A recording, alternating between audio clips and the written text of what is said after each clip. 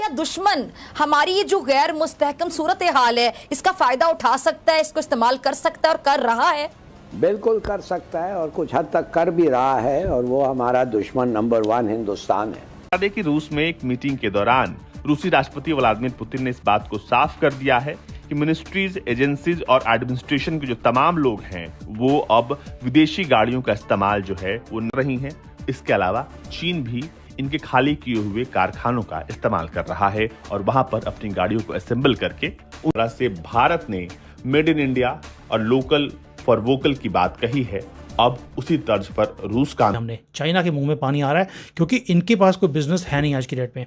They are down, तो they are looking, that means आप देखते हैं कि आहिस्ता आहिस्ता स्क्रू टाइट हो रहा है और ये सारे जो इनकी चूंचू निकल रही है वो इसलिए निकल रही है बिकॉज हम इनको कोई भी ब्रीदिंग स्पेस नहीं दे रहे कि ये। तो आप इसको कैसे देखते हैं कि क्या इंडिया जिस जगह पर अब पहुंच चुका है, हमने क्या बहुत देर नहीं कर दी? क्या हम ये मुकाबला, यानी ट्रेड का पहले मुकाबला मिलिट्री का करते रहे हैं तो वो नाकाम हो गए हैं, तो अब ट्रेड का करेंगे तो फिर क्या हो जाएगा? कहाँ इंडिया की ट्रेड का लेवल है और कहाँ पाकिस्तान का मुकाबला। नेबर कंट्री की अगर बात करें, इंडिया की बात करें, वहाँ पे भी करप्शन बिल्कुल है, लेकिन वहाँ पे वो करप्शन को कंट्रोल कर रहे हैं। लेकिन जहाँ पे उनके कंट्री की बात आती है वो यूनिटी दिखा देते हैं। वो हमारे अंदर नहीं है।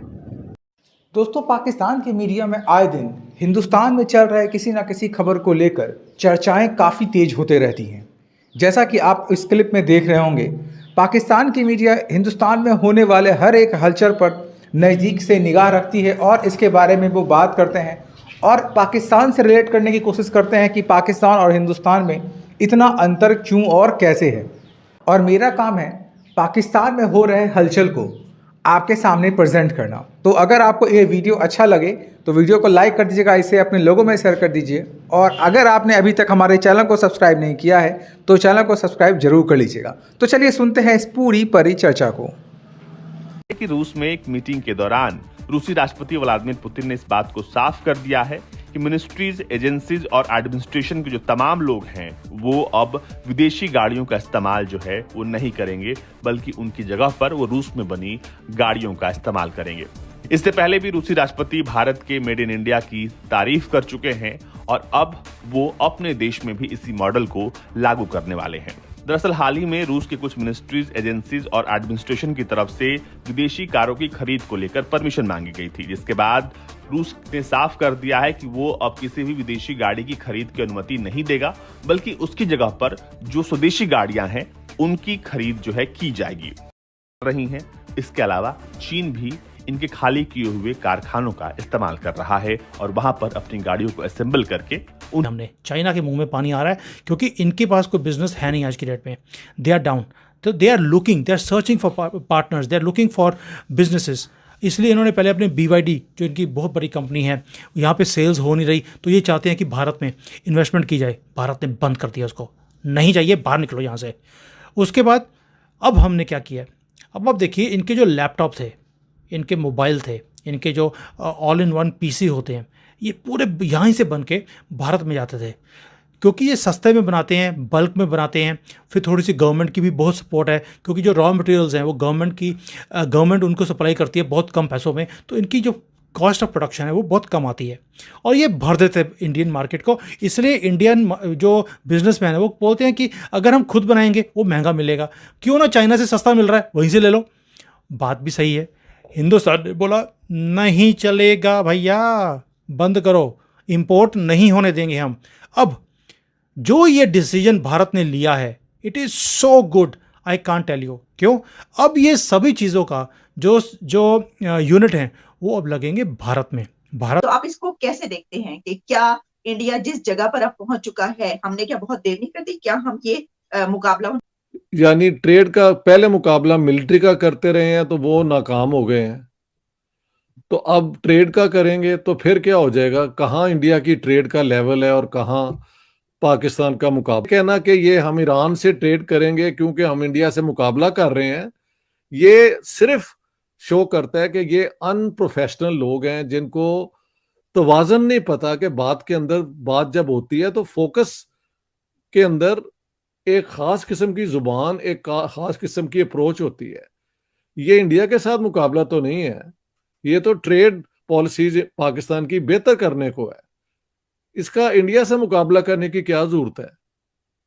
ये एक वो है फिक्सेशन पाकिस्तान लीडर्स की, सबकी, कि जो भी ये करें ये मुकाबला इंडिया से कर रहे हो।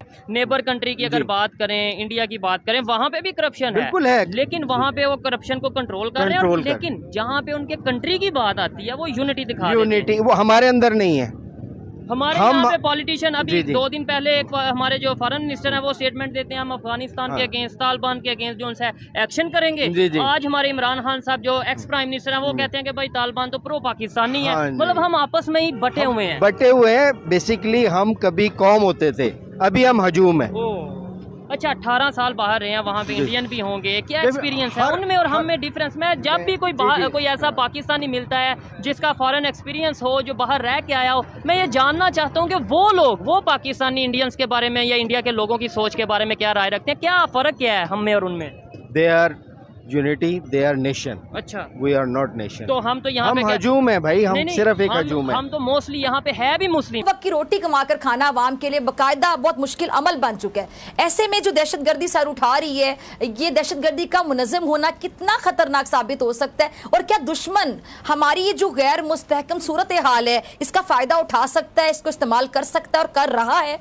बिल्कुल कर सकता है और कुछ हद तक कर भी रहा है, और वो हमारा दुश्मन नंबर 1 हिंदुस्तान है। मगर ये आपको मैं बताऊं, इस वक्त जो ये सब इकट्ठे होके हुआ है ये बेमिसाल है। मिसाल के तौर पे कि ये हमारा एक बहुत संगीन सा एक क्राइसिस है, इकोनॉमिक, एक टेरिबल क्राइसिस है पॉलिटिकल, और अब एक ह्यूज क्राइसिस आ गया है सिक्योरिटी। तो ये तो एक माने कि वो कहते हैं it's like a perfect storm. इससे क्या ज्यादा टेस्टिंग चीज हो सकता है इस मुल्क के लिए, इकोनॉमिक, पॉलिटिकल और सिक्योरिटी? ऐसा कभी रहा नहीं, ऐसा कभी हुआ नहीं है पहले। और अब इसके बाद अब इस बात के कयास लगाए जा रहे हैं कि जिस तरह से भारत ने मेड इन इंडिया और लोकल फॉर वोकल की बात कही है, अब उसी तर्ज पर रूस काम कर रहा है। और भारत से रूस जो है इस बात की सीख ले रहा है कि किसी भी स्थिति में कैसे निपटना है और कैसे अपने स्वदेशी सामानों को प्रमोट करना है, ताकि अपने लोकल सामानों को कैसे प्रमोट किया जाए। इसलिए I really thank the government of India for taking this step कि भाई ये सारे इलेक्ट्रॉनिक्स की चीज़ें, मोबाइल हमने पहले बंद कर दिए थे, इसलिए सब सारी मैन्युफैक्चरिंग हिंदुस्तान में होती है। अब हमने ये चीज़ें भी बंद कर दी। दैट मीन्स अब देखते हैं कि आहिस्ता आहिस्ता स्क्रू टाइट हो रहा है, और ये सारे जो इनकी चूंचू निकल रही है वो इसलिए निकल रही है बिकॉज हम इनको कोई भी ब्रीदिंग स्पेस नहीं दे रहे कि ये किसी भी तरीके से हमारे ऊपर हावी हो सके। So salute to you Modi ji, wonderful step you have taken. आपने अपनी टीम की बात सुनी है, I am happy for it. अब दोस्तों, जैसे ही हमने बैन लगाया उनके ऊपर, वैसे ही जियो ने बोल दिया मेड इन इंडिया 100% हम अपने लैपटॉप्स निकालने वाले हैं। अब कुछ लोग बोलेंगे और मोदी जी ने जियो को ना, मुकेश अंबानी को सपोर्ट करने के लिए ये पॉलिसी निकाली है। कुछ भी है, क्या मुकेश अंबानी अकेला है जो ये पॉलिसी का फ़ायदा उठा सकता है? क्या आप में से कोई और यहाँ पे यूनिट लगा? तो दोस्तों, आप लोगों ने इस पूरी परिचर्चा को सुन लिया और आपने ये देखा कि कैसे पाकिस्तान की मीडिया रो रही है। मैं ये कह सकता हूँ कि पाकिस्तान की मीडिया रो रही है हिंदुस्तान की तरक्की को देखकर और हिंदुस्तान के बढ़ते हुए ताकत को देखकर। और अब हिंदुस्तान और पाकिस्तान के बीच में ये डिफ्रेंशिएट भी कर पाना काफ़ी मुश्किल है कि हिंदुस्तान कितनी तेज़ी से बढ़ रहा है और पाकिस्तान बहुत ही पीछे रह गया है। तो अब आप क्या सोचते हैं इस पूरे टॉपिक के बारे में जिस पे ये पाकिस्तान की मीडिया चर्चा कर रही थी? आपका जो भी कमेंट हो या जो भी वक्तव्य हो आपका, कमेंट बॉक्स में कमेंट करके हमें ज़रूर बताइए। धन्यवाद।